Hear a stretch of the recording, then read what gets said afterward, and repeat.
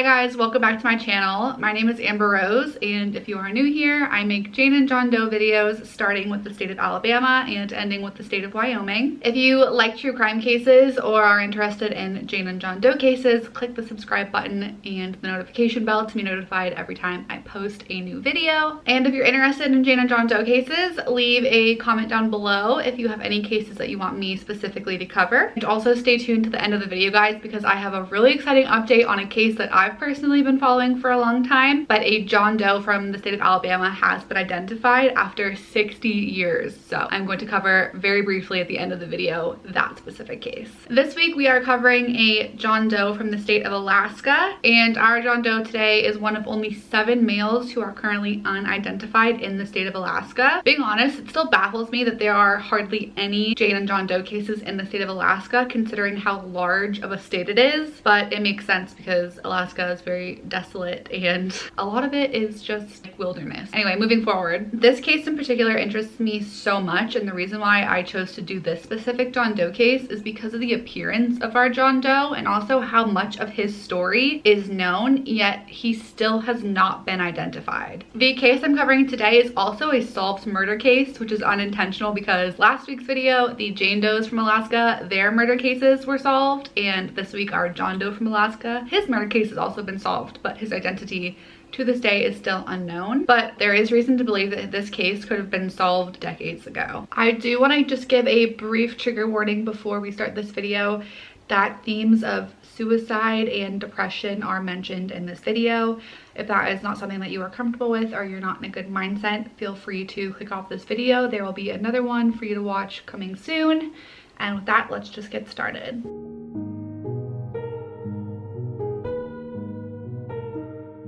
On August 20th of 1979, a resident of Tok, Alaska, made a horrific discovery. On the side of a deserted and desolate country road, he found the remains of an unidentified male that was all skeletal remains and it had been ravaged by animals. Now, to put in perspective just how small of a town Tok, Alaska is, in the 2020 census, it only had a population of 1,234 permanent residents. Tok, Alaska is a town on the eastern end of Alaska, very close to the Canadian border, and it falls within North Star County. Now, like I had previously stated, the remains were all skeletal and had clearly been ravaged and eaten by animals, but a later autopsy would reveal that these remains had been there for most likely over a year before they were discovered. It was also concluded that whomever this person was had died by homicide, as there was evidence of stab marks found on the bones. When our John Doe was found, there was long brown hair found with the bones, as well as an eye patch covering the left eye. Furthermore, in his pocket, they did find a white marble with orange markings, which investigators believed to be a false eye that this man most likely used when he wasn't wearing his eye patch. And this is why our John Doe is known as One-Eyed Jack. When his remains were found, he was wearing a Mervyn's Mark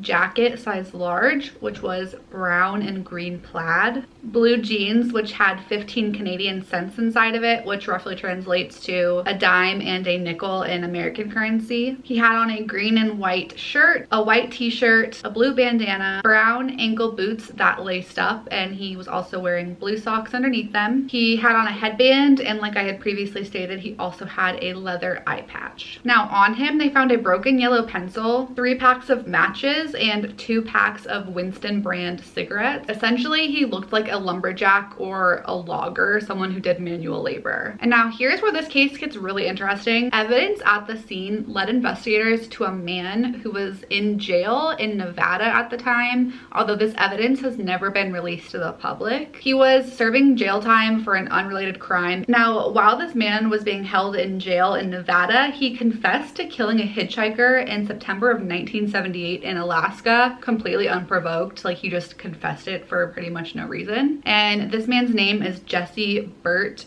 Bishop. I want to stress this fact because when I was researching this case, this baffled me, but it is just a coincidence and nothing more that our Jesse Burt Bishop, the killer of our John Doe, is not the same Jesse Bishop who was the last man to die via gas chamber in the state of Nevada. He was convicted for a Las Vegas casino murder, and he is on record as the last man to die via the gas chamber, which now they only do lethal injection in the state of Nevada. But they have the same name. They were being held in the same state, although Jesse Bishop, who died via the gas chamber, died in 1979, which is the year that our John Doe was discovered. So 2 different Jesse Bishops, same name, same state, different man. I know that doesn't necessarily have anything to do with our case, but I just found that to be a very large coincidence and wanted to just throw it in there in case any of you guys do your own research. Not the same man. Now, after Jesse Bishop was interviewed, his story lined up perfectly with the John Doe that was found in Alaska, and he was charged with this crime. During his interrogation, he claimed that he picked up our John Doe in Boise, Idaho, and claimed that he was a hippie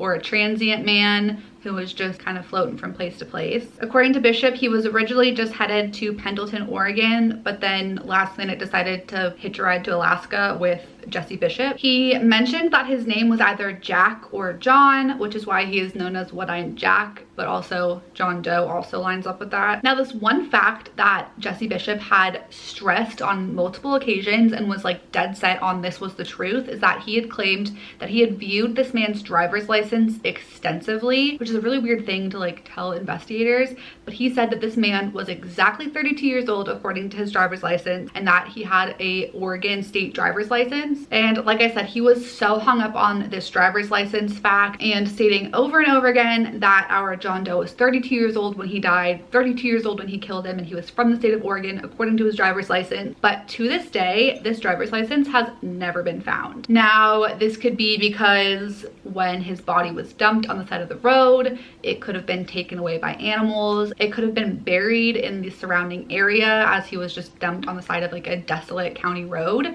And it was a year before his remains were discovered, and when his body was found, his license was just never recovered, or it could just be that this driver's license never existed at all, or maybe Jesse Bishop did something with it. But unfortunately, we will never know, because the only man who knows if this is true or not is Jesse Bishop, and he died in 2003 while serving his sentence for pleading guilty to the murder of our John Doe. Bishop said that our John Doe was a tall man, he was a smoker, and he had long brown hair and a long beard, and this is all corroborated with what was found at the scene, being the 2 packs of cigarettes and the long brown hair found with the bones. He said the man had mentioned that at one point in his life he was a logger in Oregon, but he had also worked at a Lincoln car dealership in either Colorado or Utah, but obviously this has not been confirmed as we do not know who this man is. He also said that this man mentioned he was married at one point, but he never said anything about the name of this woman that he was supposedly married to or if they ever had kids together.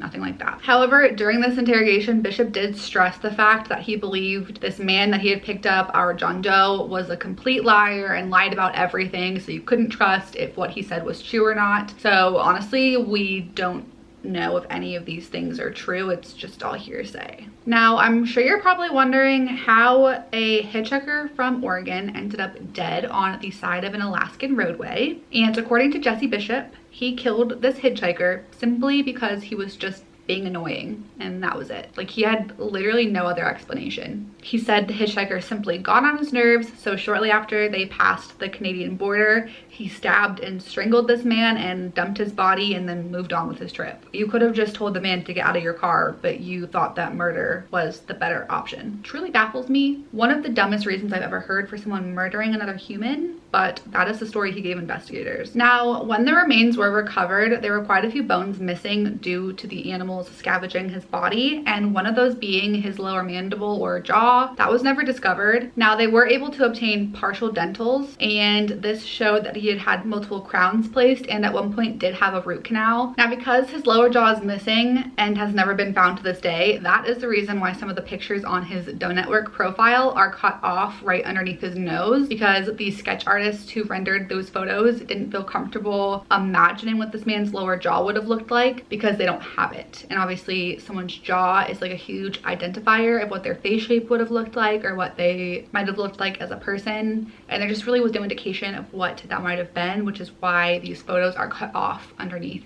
the nose. They were able to obtain a full DNA profile from the skeletal remains, but obviously with them being skeletal, there was no fingerprints for them to get. Now, some important information that was concluded from the autopsy was that this man was definitely pre-aged 40. The coroner estimated that this man was likely between the ages of 19 to 35, at most 39 years old, but not older than 40. He weighed about 185 pounds at the time of his death and was around 6 feet tall. He had brown hair, was missing his left eye, and was also a white male. I don't know how they would have been able to figure out from this autopsy, but he is classified as white/Caucasian on Namus and the Doe Network. Now, in regards to our John Doe, that is literally all the information we have. There's not much in regards to him, although there is plenty of information regarding his backstory. But I personally feel like this is enough information to solve his identity case because it's just so specific. Not only his appearance with him having one eye, which already in and of itself is a huge identifier of a person, but because of all the information that was told from his killer, we have a possible age of when he died. We have a possible origin of location because of this supposed driver's license.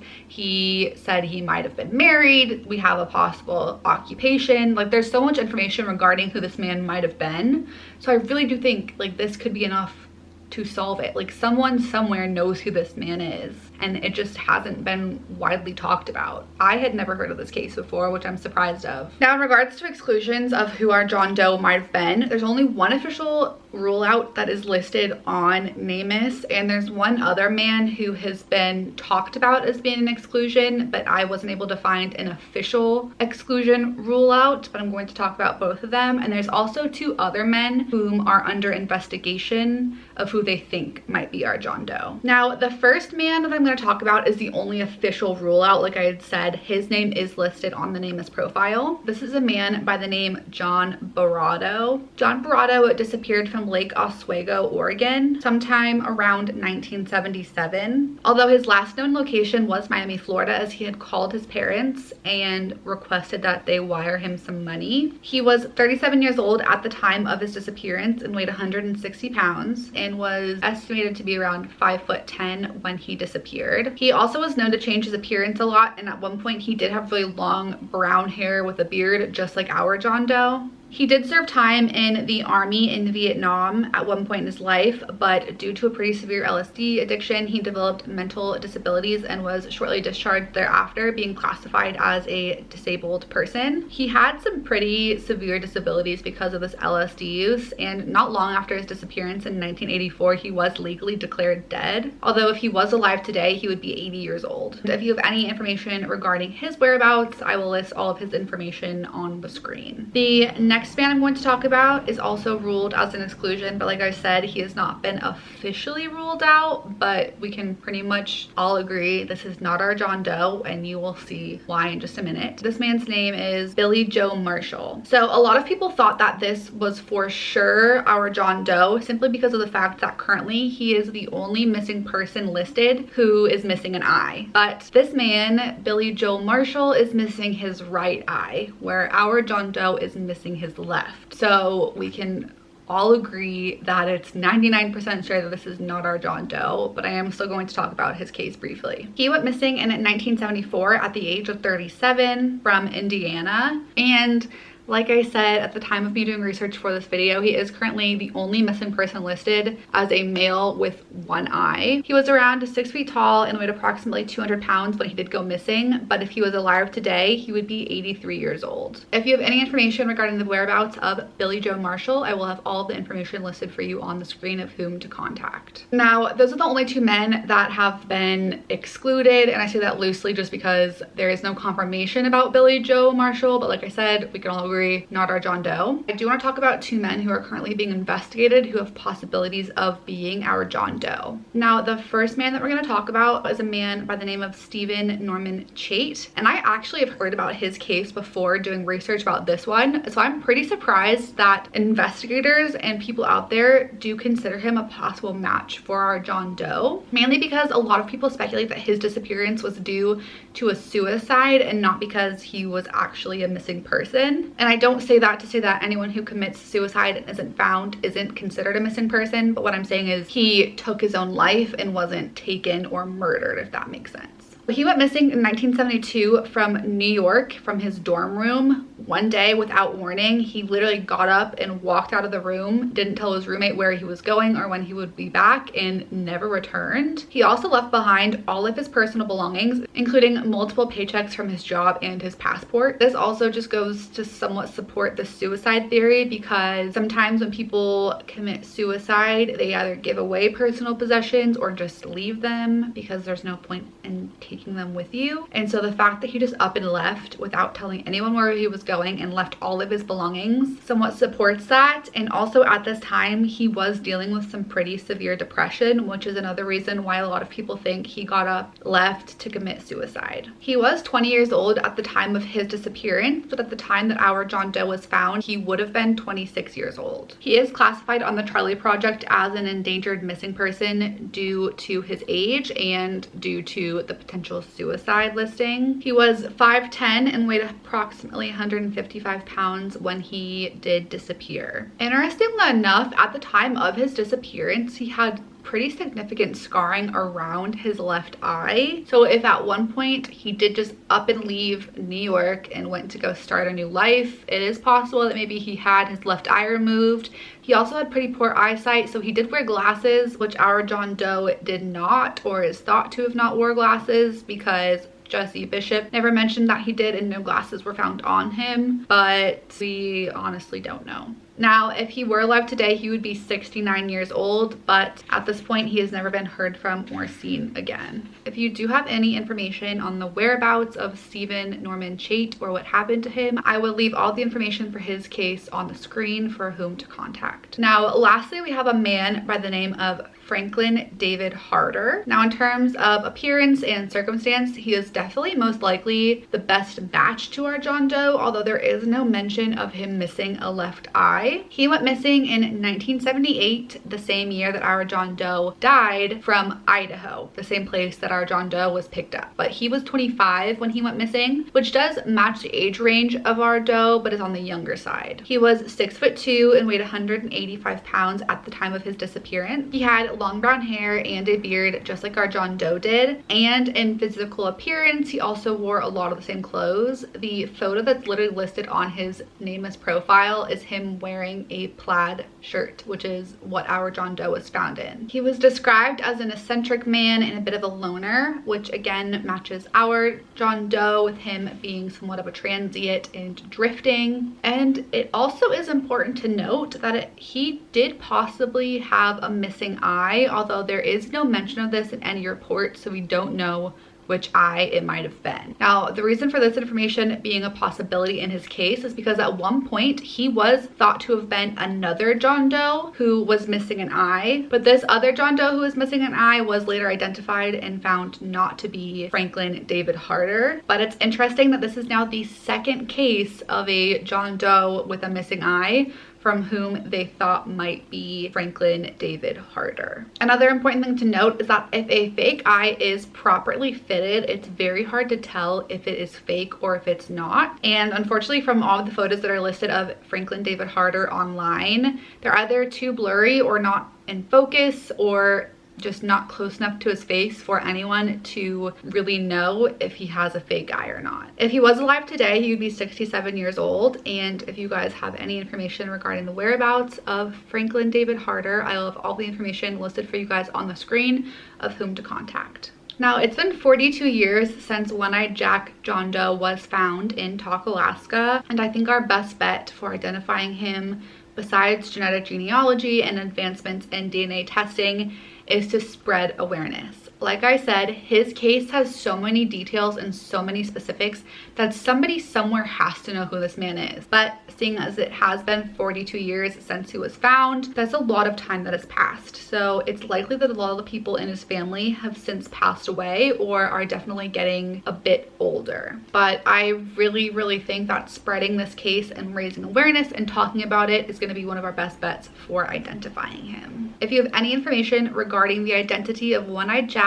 John Doe, I will have all the information listed for you guys on the screen of whom to contact. Now, before I go, I do want to give a very exciting update on a case from Alabama. This is a John Doe, and this has been 60 years in the making. This is probably one of the most well-known Jane or John Doe cases out there. I've been following this case for years, and I am pretty much over the moon that this man, not even a man, he was a boy, that this boy has finally been identified. But it's insane, and I want to just give a very brief overview of his case and what his identity was found out to be. If you guys have seen this photo before, you know exactly which John Doe case this is, and this is the case of Bibb County John Doe. On March 27th of 1961, Bibb County John Doe was hitchhiking along Alabama Highway 25, which is just south of Winton in Bibb County, Alabama. Now, unfortunately, not long after Bibb County John Doe was picked up, both him and the driver of the vehicle were involved in a fatal car accident on Riverbend Road in Alabama. This did claim the life of our John Doe, but the driver did survive the accident. According to the driver, he accidentally struck a guardrail, which made the car flip and plummet into the Cahaba River down below. Now, on impact, our John Doe broke his neck and drowned, but like I said, the driver did survive. Now, the only information that the driver was able to give on the boy that he had picked up was that he mentioned he was running away from home after his parents' divorce, but that was all he said before the two of them got into the car accident and he sadly passed away. But I can officially say that after 60 years,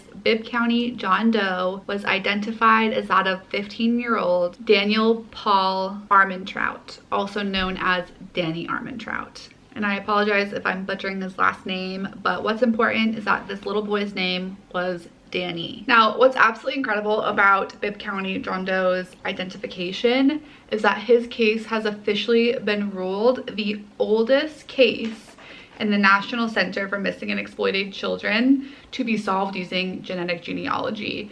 His case was unsolved for 60 years, you guys. 60 years, and we can officially say as of November 2nd, 2021, that he is Danny Armentrout. I honestly feel terrible for not being able to pronounce that correctly, but it is what it is. Now, the whole reason that he was able to be identified was because his remains were exhumed in 2016 for further DNA testing, where they were able to obtain a full DNA sample, and that is how they used genetic genealogy to solve his case. They were able to track down one of his cousins who is currently living in Germany, as well as his older brother, who at the time of this video is 77 years old and is living in Florida. Danny was one of 3 boys in his household, and his mom did end up getting a divorce from his father and later remarried, which is why he ran away from home. Now, it is said that he ran away from home to enlist in the army, just like his older brother had, because at the time of Danny's disappearance, his older brother, who now lives in Florida, was serving in the army and had always wondered what had happened to his little brother. A tragic part of this case is that the other brother also ran away shortly after Danny's disappearance, and to this day has never been heard from or seen again. If he were alive, he would be 79 years old today,